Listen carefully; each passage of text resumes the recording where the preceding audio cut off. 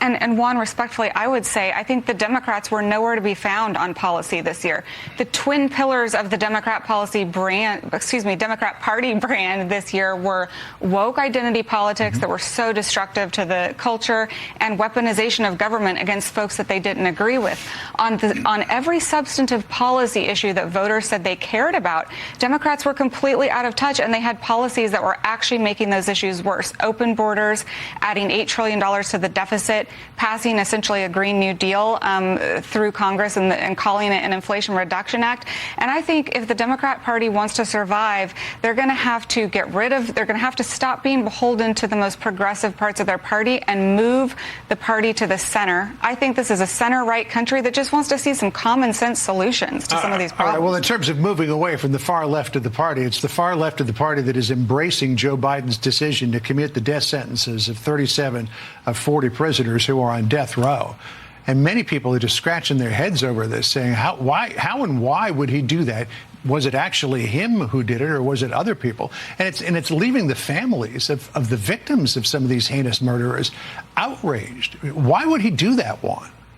Well, I think that in terms of, just what you were talking about, the culture war politics of it, I think it's easy now to attack Biden and the Democrats as too far left on this, John.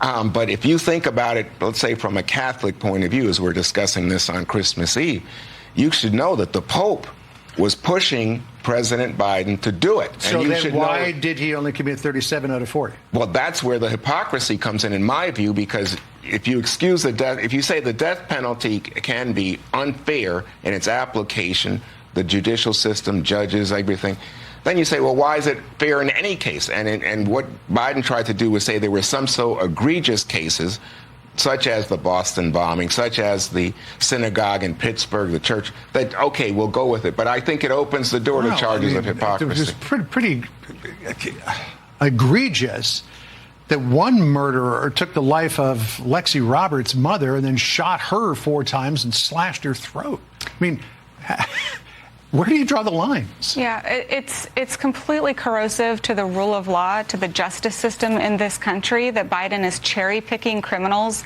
and deciding which ones are going to get a different outcome. The principle of the rule of law is that we all know what the laws are, and they're applied the same way to everybody, regardless of who you are.